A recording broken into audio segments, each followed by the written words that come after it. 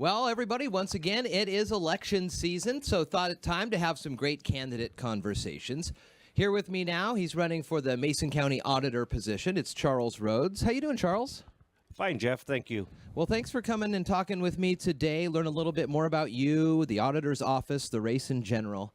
Let's just talk to me a little bit about your background, who you are. Tell us about yourself. I've been an accountant for 39 years. I graduated from college in 1978 with a degree in accounting. I have successfully owned and still run two successful businesses, one an accounting firm as well as an investigative firm. I'm a certified fraud examiner. I have expertise in budgets. I have expertise in financial statements. I've lived in Mason County, quite honestly, Grapeview, for approximately 13 years. This is my home. I want to serve the community, and that's what I'm here. So the auditor's position in the county is kind of unique. There are I think the public would kind of see it as two different overviews that the auditor would have, not only with the budget process, but also with the election process. Yes, sir. So let's start with the election process. We have seen over the years turnout rates seeming to dwindle year over year. What is the role of an auditor to impress upon its constituents in the county that voting is important? It should be a very solemn and exciting experience for those who are able to cast the ballot. It is an extremely important job of the auditor. However, from my standpoint, the auditor, I will perform post-audit to make sure that the election process is in accordance with the statutes, that we can increase our percentage of voter turnout. Right now, in our county, we're lucky to hit 35%. Mm-hmm. I would like to see that much greater. Yeah. And some of the larger counties, they're hitting in excess of 50%. There is absolutely no reason in the world why we cannot do that in our county here.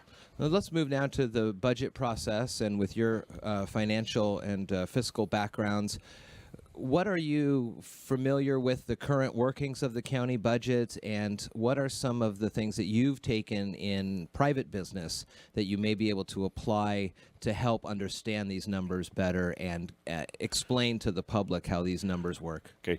First of all, right now on the preliminary budget, they have a shortfall of approximately $2 million. Many times over the past several years, the preliminary budget would show at $5+ million.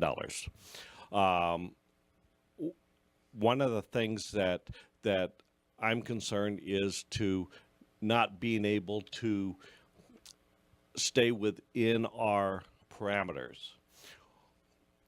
One of the items that we are seeing, or one of the things that we are seeing, is that we spend more than we have. Mm-hmm. As an auditor, I have, in many of the audits that I have performed, zero variances, which means that they're balanced, basically. Mm-hmm. So from my standpoint, that is dealing with the budget, making the powers to be, if you will, making them accountable. Mm-hmm. And accountability within our budget process is very important. I was looking at some of the line items on the budget, and we're high on some and low on the others. Mm-hmm. So we need to bring those into in line, if you will. Talk to me about any overall audit finding reports that you've ever done, and when you've come away going that everything looked good on there, and then some where you kind of were like, wow, the findings were not what I expected. I'll give you an example of what I'm looking here at the preliminary. Our veterans, the line item is showing approximately $188,000, where our homeless population is showing almost $2 million. I'm in the process now of reviewing the preliminary budget, even though I'm not on staff yet, just so that I can get an idea of where the money is coming from and going. Not only will you have to look at the overall county budget, but the auditor's office has its own budget. Have Correct. you had a chance to look through that at all, or talk with folks about ideas on ways to make the auditor's budget more fiscally responsible? Well, I'm in the process now of reviewing all the budgets, just on my own, to see if I can come up with some sort of suggestion, if you will, to the commissioners, et cetera. Because right now, what's happening is we are certainly high on others and low on what I deem to be very important. Our veterans community is very important. I'm a Vietnam vet myself, and that is an important position. I was a state advocate for disabled American veterans. I represent people who were discriminated against in the workplace. That's where I got a lot of my human resource experience to manage staff. So that's just it's always been a love of mine, and and I will say right out to the veterans community, please get out and vote. The auditor's office, one of the smaller offices in the county, not a whole host of employees that are under that purview. So you mentioned HR and some other staffing things that you've worked on. What to you makes a good team? A good team is someone that listens to their constituents or to the community. Someone that there's not everything within the auditor's office cannot come to fruition. We know that. However, we can certainly look at ways of bringing the budget closer in line. We can look at meeting with the commissioners, attending, even if we're not to speak, to attend those meetings and try to understand where they are coming from. There are two sides. However, by looking at the budget, I disagree with the majority of that. One of the things one of the county commissioners has put forth is a 2-year budget process. Is that feasible? Does that work? It could, if we stay within that budget. The problem is I'm concerned because of the reserves. I'm concerned because we're robbing Peter to pay Paul, as they say, and due to that fact, I'm going to say that at this point I would probably stay with year to year, because that's something that's more manageable.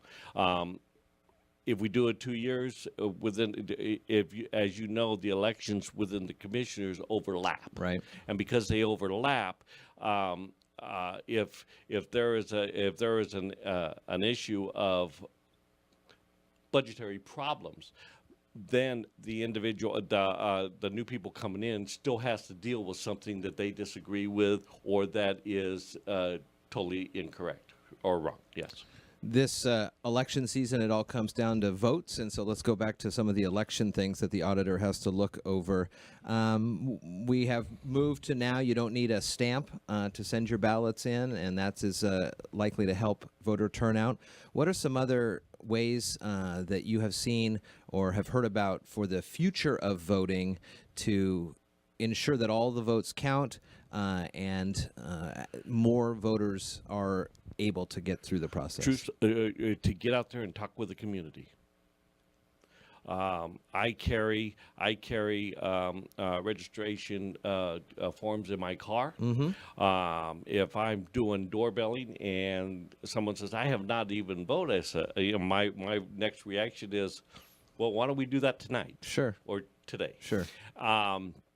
So as far as I'm concerned, we need to bring the numbers up. And right now, 30% is just unacceptable to me.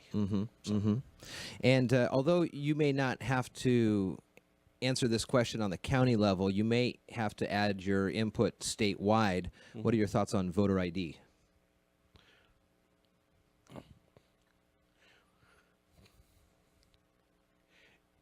Voters need to be able to verify who they are. So I'm going to say that people, I have to when I registered, I was verified that I was a voter, not only in the state of Washington, but I was within a certain party here. So I'm just gonna, I think, to identify, because we're getting a lot of people that are voting that are not supposed to be. They're ex-felons. They are not registered. Their signatures don't match. They have family members signing their ballots, and from my standpoint, I want high numbers. There's no question about that.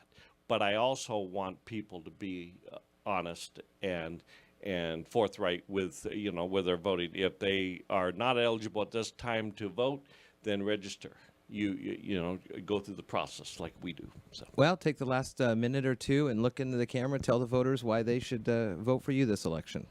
Well, I have lived in Mason County for 13 years. I have 39 years of financial experience, including budgets, financial statements, reporting, and I believe, or I'm not even going to say I believe,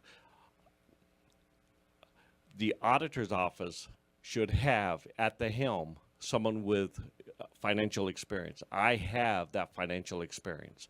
My financial experience, as far as my budget experience, I have always in almost 40 years stayed within my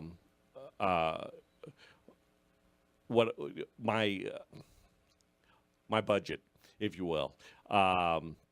So I'm, as far as myself at the helm, I believe instead of relying on your staff to correct the mess, someone needs to be there overseeing the checks and balances, overseeing the financials, overseeing the elections, overseeing the recording, overseeing the vehicle tabs. You cannot, as an elected official, rely on your staff 100% to run the office for you. That is your job. You're at the helm. You are ultimately responsible for everything that goes on within that office. Thank you very much. He's running for Mason County Auditor. It's Charles Rhodes. Thank you.